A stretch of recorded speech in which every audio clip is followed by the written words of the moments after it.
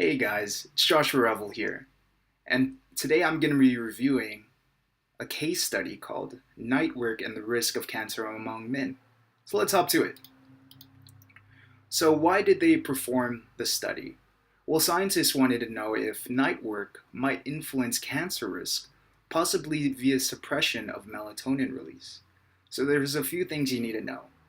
Melatonin is a natural occurring chemical in the human body, and the peak of its release happens in the middle of the night.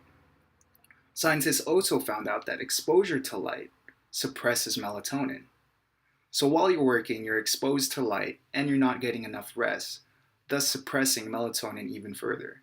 So here we have a guy that's doing work, not getting enough rest, being exposed to light by his monitor. He's not going to have a good time. And let's find out why. So the connection between night work and the risk of cancer. It is known that melatonin suppression is associated with disruption of circadian rhythms, meaning your sleep cycle, reduction in non-specific oncoustic effects of the pineal gland, meaning the anti-cancer effects of the pineal gland, and there's also an increase of reproductive hormones. So the big question that scientists are trying to ask by this study are, does working at night have a direct correlation to the probable cause of human cancer? Well, let's find out. So what techniques were used in this study? This was named the Montreal Multi-Site Case-Controlled Cancer Study, and it was originally designed to explore occupational exposures in cancer among men. So a little more background information about this study.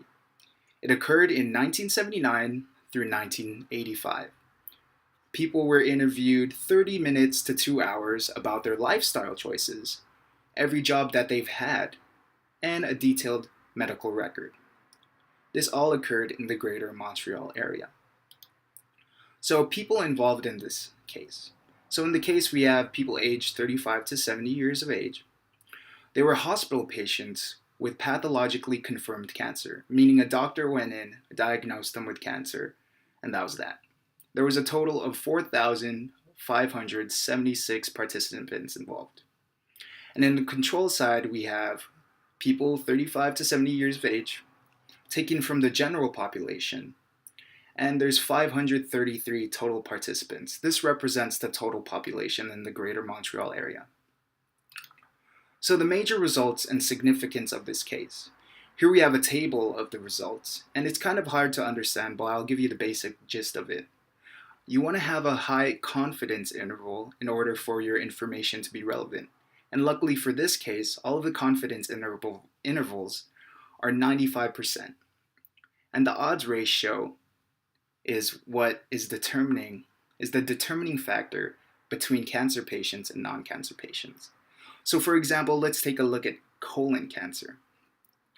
So with this chart, if you worked nights, you are 2.03% more likely to develop colon cancer than if you didn't work nights. So that's a pretty significant number.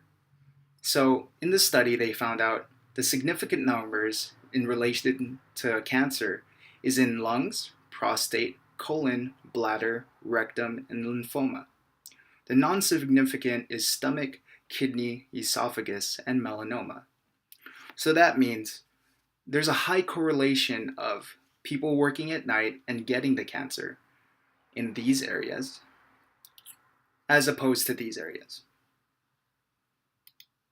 So personal thoughts on this study. It was very concise and informative. I liked the way it was formatted. And it gave a very straightforward chart as previously exposed right here. It's very straightforward once you know how to read it. So I really enjoyed that. It relates personally because I'm in the nursing field and so are my fellow classmates, and we're all going to be working night shifts. So I don't want to get cancer when I'm working the night shift. So it was pretty interesting. And it was generally interesting material. So I give it the Josh's approved thumb up of appreciation. And here are my references. This was basically the journal and the case study. That was it for me in this video. I hope you enjoyed it and have a good morning, evening, or night.